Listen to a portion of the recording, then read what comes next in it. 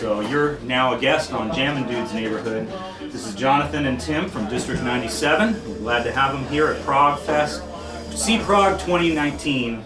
And I'm really excited to be interviewing you guys. I myself am a brand new fan, so it's a pleasure to be interviewing you.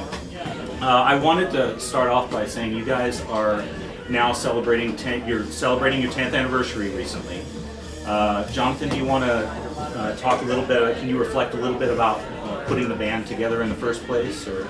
Sure. Well, I'm the only person remaining from the very inception of the band. It was started with two guys that I grew up with, and we had a different guitar player then too. So it was an instrumental quartet at that time.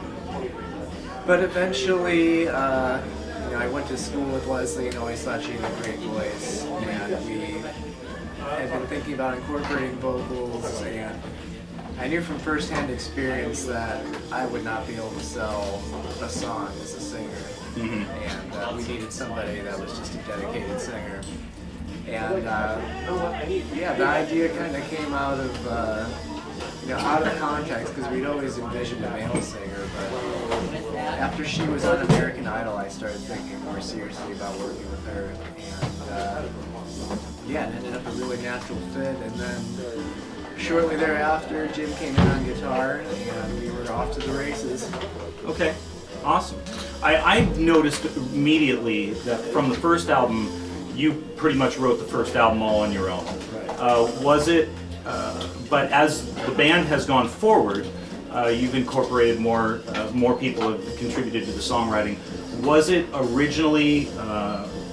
Was it your original intention that District 97 should be a collaborative effort? Yeah, I'd say so. I mean, actually, the very first thing we ever did was a 10-minute instrumental called "To Catch a Predator," based on the whole NBC show. Yeah. You might remember that, but Chris Hansen. Yeah. Yeah. and that was a collaborative thing. But then, once we decided to go the vocal route, I just kind of I was just very inspired at that time, and just kind of writing one thing after the other, and before too long we had enough for a whole album. But even on that first album, Leslie goes from lyrics to termites, so there was the germs of other people having a creative in it as well. Okay. And Tim, you just came on recently, is that correct? Yes, so recently, as in about 3 years ago. Oh, okay. So, but this is your first full album with District 97? Yes, so finally I get to sign on my own picture instead of on somebody else's picture. Excellent. And how's that been for you? Has it been the writing for screens? As a matter of fact, I want to move into working on screens. Yep. Was that like a real collaborative effort as well, with everybody working together in the studio, or does everybody bring individual pieces to bounce off of? I think that it started because Andrew and I joined the group, and then almost immediately went on tour to Europe. And we learned a pretty sizable amount of material. And we came back and did some work in the States, and then we had a little bit of a break. And I was like, I have these ideas. It was kind of a loose song I had messed with some other bands, and just it was seeming to make sense for District 97, so I just brought some very rough ideas in. I'm like, I want to write a song for this band. And that kind of got the ball rolling. And that was Shapeshifter. And then, I think from there, Forest Fire was probably next. I think you had that sort of on standby, and then See I Provide was kind of brought into the mix, and then Jim brought Bread and Yarn, Andrew brought Blueprint. So, people bring ideas, and then we kind of workshop them as a group. Oh, awesome. It's a lot of trust.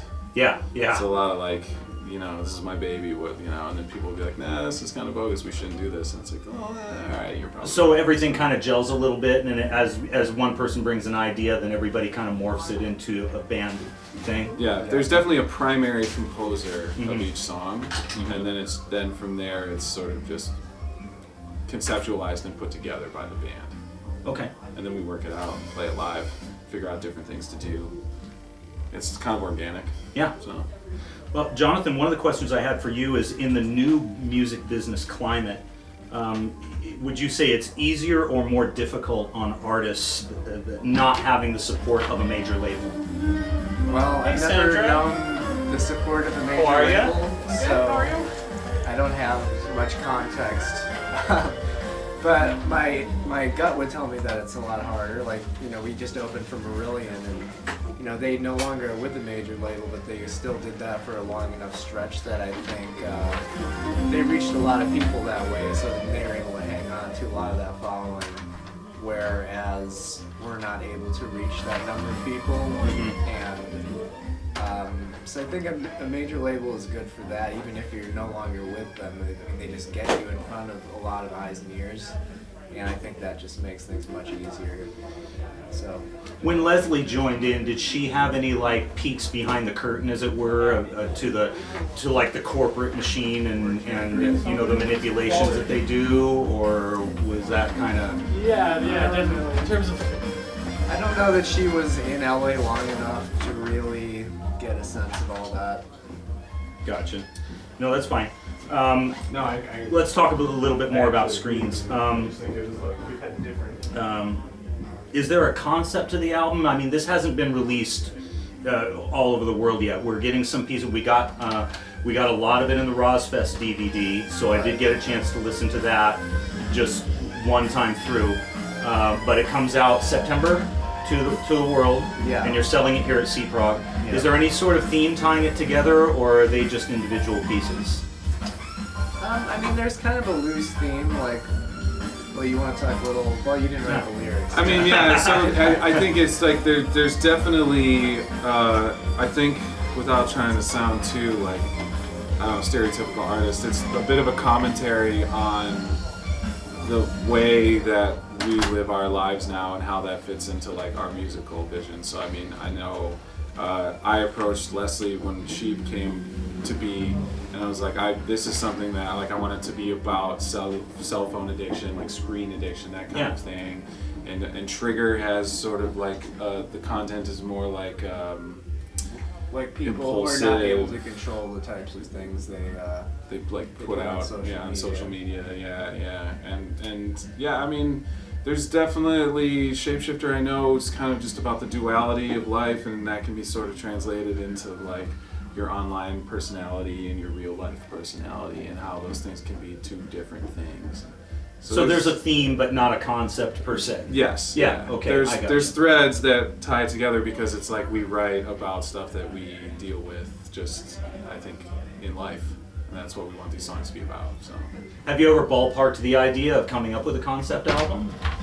Well, probably the Hybrid Child, closest yeah. we ever got to it was on the first album, Hybrid Child. About half of it is taken up by something called Mind Scan, which I wrote about alien abduction of all things. So, yeah, so that kind of, it's like half a concept album. Okay. But yeah, I mean, because we all tend to work stuff up on our own and then bring it in to kind of be refined among the whole band, it would take a totally different approach, I think, if we were going to do a full-blown concept album. Yeah. Gotcha. So, you know, maybe we'll try it. Yeah. The other question I have is, now, what kind of new music have you guys been listening to? Is there sort of an inspiration corner? I don't know. How do you feel, like, personally? Like, I don't know. I mean, I've been listening to a lot of everything just by way of that's what we do. But I mean, I've been checking out some of like the gent stuff. I've been checking out Opeth because everyone says I look like Michael You Ackerfeld. absolutely do. So I was like, I gotta see what these guys are all about. Yeah. Yeah, I mean, I really like a band called Knower, who, Knower? yeah, Okay. who may or may not be coming to our show in LA Thursday. Lewis But, Cole. Yeah, yeah, he's a big inspiration. And yeah, there are other people doing stuff that definitely intrigues me now, like Jacob Collier is another one where, you know, I'm not like religiously following everything he does, but he's pretty mind-boggling. Okay. And do either of you have a personal favorite District 97 song? Good question. Kind of right now, my favorite is probably Ghost Girl from Screens. Yeah. Partially because it has such a strange story to it, which we played Cruise to the Edge in 2017, and I met this mother and daughter on the ship and had dinner with them, and within a few minutes they started telling me how the daughter had grown up. Basically, it was like Sixth Sense meets The Exorcist was her childhood. Yeah. So I was looking for something to inspire me to write a longer form piece for Screens, and I thought, I've kind of had, success with this sort of thing before, like The Perfect Young Man. From Trouble with Machines was about the Chicago serial killer H.H. Holmes, and I mentioned Mindscan earlier. So this is sort of like in this vein that I do every so often, and yeah, so it's just a lot of fun to play, and there's like a lot of inherent drama in it, and Leslie is really able to get into character, which I think is a nice thing for the audience too. Okay. So that's the one that I'm kind of the most psyched about right now. Tim, what about you? I don't know. I guess I don't really have a favorite. Okay. I just. Fair enough. I like them all. Yeah, it's just like I like the catalog. Yeah. I was into the band before I was a member of the band. Oh, that's cool. That's it's always like, nice when you can be. Yeah, it's like I like the tunes. They're Okay. all fun to play. It's more just like it's hard to even differentiate, like, I don't know, what song would you, when we're putting set lists together, sometimes it's hard. It's just like, I don't know, it's all good. Yeah, yeah. It's It's good that you guys are having fun. Like, Yeah. Okay. Now the fun part of the interview. This is kind of the end, but this is called the lightning round. Cool. Okay. What was the worst job you ever had, and do you have any advice for your ex-boss? Worst job I ever had. I was a Cutco knife salesman for for a couple summers, and I think I would have told my ex-boss to find a new job. Tim? I worked at a Papa John's for 3 days in Iowa City. Not 3 consecutive days, but 3 business days. And I would tell my boss sorry, because that was terrible. One thing that was interesting about the Cutco thing was I did it one summer and the boss was like super pumped, like full of life. The next summer he seemed like a shadow of his former self. You broke him, Shane. Yeah, You broke I him. don't think it was me. He was broken by something. I don't Okay. have any pockets. Share one bizarre encounter that you've had on the road. I think I just did with the Yeah. girl standing Girl, yeah. Yeah. Granted, I was on sea, not Okay. One bizarre encounter that I've had on the road. I've been hit on by some men at these shows. That's always kind of awkward. I usually try to get a drink out of them. It's cool, but it's not my thing. It's not my thing. I'm happily married. Yeah, yeah. Thanks, guys. What personality trait has gotten you in the most trouble?